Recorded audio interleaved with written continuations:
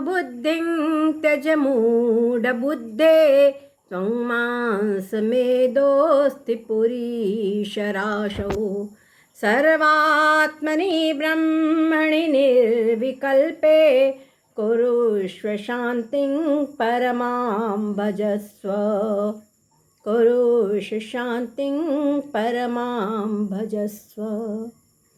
कहते हैं अत्र यानी यहाँ पर, यहाँ यानी इस शरीर में, ये जो पंच महाभूतों का शरीर दिखाई पड़ रहा है, जिसको हमने अनादिकाल से ये मैं हूँ ऐसा मान रखा है, इस आत्मबुद्धि को, ये मैं हूँ, ये जो आत्मबुद्धि है, इस आत्मबुद्धि को हे मूढ़ बुद्धि जीव तू त्याग दे। अब बात उठती है क्यों? कहते ये जो शरीर है ये त्वं मांस मेदोस्ति पुरीशराशौ, ये त्वचा, इसके ऊपर में देखो सामने दिखाई पड़ रहा है त्वचा है सबसे ऊपर, त्वचा को थोड़ा सा हटाओ तो मेद मांस, त्वं मांस मेद, बस माद में मांस मेद अस्थि पुरीश, यही सब इसके अंदर भरा हुआ है। ये सब शरीरें चीज़ें वस्तुएं अगर हमको सड़क पर कहीं मिल जाए, थोड़ी सी चमड़ी शरीर के ऊपर से हट जाए और जब उन चीज़ों का दर्शन होता है तो बहुत घृणा लगती है। शरीर कहीं बाहर टच हो जाए, थोड़ा सा स्पर्श हो जाए, कहीं नज़रों के सामने पड़ जाए तो बड़ा मन घृणा से भर जाता है।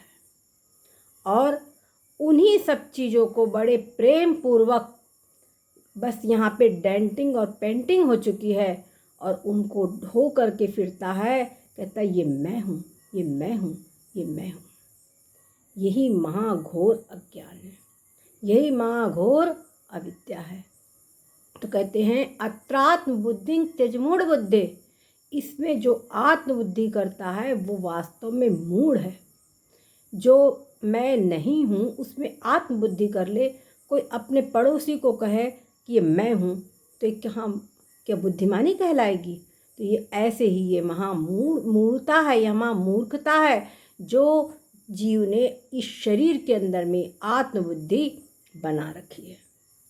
अब आगे कहते हैं, अब बात खड़ी होती है कि जब इस शरीर को हमेशा से हमने समझा है कि मैं हूँ, बचपन से माता पिता बच्चे को समझाते हैं कि देखो ये तुम हो, उसको ये बताते ये तुम्हारा नाम है, ये तुम्हारी माता है, ये तुम्हारे पिता है, ये तुम्हारा शरीर है, इसमें ये हाथ है, ये पैर है, ये नाक है, ये कान है।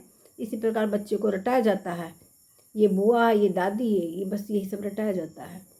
तो और इसी जन्म से नहीं, न जाने कितनी योनियों से कितने जन्म बीत गए हैं, उन जन्मों से इसको यही कुछ समझाया जा रहा है, वही संस्कार इसके अंदर में भरे जा रहे हैं और ये उन संस्कारों से इतना रच रच के, इतना रच पच गया है, कूट कूट के संस्कार भरे हैं और बस ये देह निष्ठा, ये शरीर में हूँ, इसको कुछ भी ना होने पाए। और शरीर के जो स्वजन संबंधी है वो सब मेरे हैं, जो शरीर को लाभ पहुँचाए वो हमारे मित्रगण हैं, वो हमारे हितैषी है, और जो शरीर को नुकसान पहुँचाए वो हमारे शत्रु है, वो हमारे अशुभ चिंतक है, वो हमारे ईर्ष्यालु है। इस प्रकार हम जीव कहता है। और जो अपने स्वजन संबंधी जो हमारे प्रिय करते हैं उनके प्रति स्वाभाविक राग की बुद्धि होती है और व्यक्ति स्वयं भी उनके प्रति कुछ ऐसा शुभ करता है, उनको लाभ पहुंचाने का कृत्य करता है जिसके कारण उसको पुण्य अर्जन होता है, और जो उसको प्रतिकूल नज़र आते हैं उनके प्रति वो कुछ विपरीत आचरण करता है तो उसके कारण उसको पाप की प्राप्ति होती है। तो ये पाप और पुण्य उसका आगे चलकर फिर उसको फिर पुनः पुनः जन्म और मरण देने वाले होते हैं। तो इसलिए ये बात समझ ले वे, ये जो शरीर है ये वास्तव में मैं नहीं हूँ। और हूँ क्या? तो सर्वात्मनि ब्रह्मणि निर्विकल्पे, किसमें आत्मबुद्धि करना है? सभी का जो आत्मा रूप से सभी शरीरों के अंदर में, चींटी से लेकर के ब्रह्मा तक के शरीरों में जो आत्मा रूप से विद्यमान जो तत्व है, जो जीवात्मा है, जो उसको उस देही कहा गया है, उसको भगवान को शरीर ही कहे हैं भगवद गीता में। वो जो आत्मा है सभी का अंतर्यामी है, सबके अंतरा, सबका साक्षी है वो। सभी शरीरों के अंदर में, चींटी से लेके ब्रह्मा तक के शरीरों में जो स्फूर्ति दिखाई पड़ रही है, जो चेतना दिखाई पड़ रही है, जो विज्ञानपन दिखाई पड़ रहा है, जो उसमें जानने का गुण दिखाई पड़ रहा है, और जिसके कारण ये सारे शरीर जीवित दिखाई पड़ रहे हैं, वो चीज़ क्या है? वो है चेतन आत्मा। और वो सबके भीतर में एक ही, जैसे अनेकों घटों के अंदर में आकाश समाया हुआ है, परंतु वास्तव में घट उपाधि के कारण उस आकाश के विभाग हुए हैं, पर वस्तुतः आकाश में कोई विभाग नहीं है, आकाश एक ही है।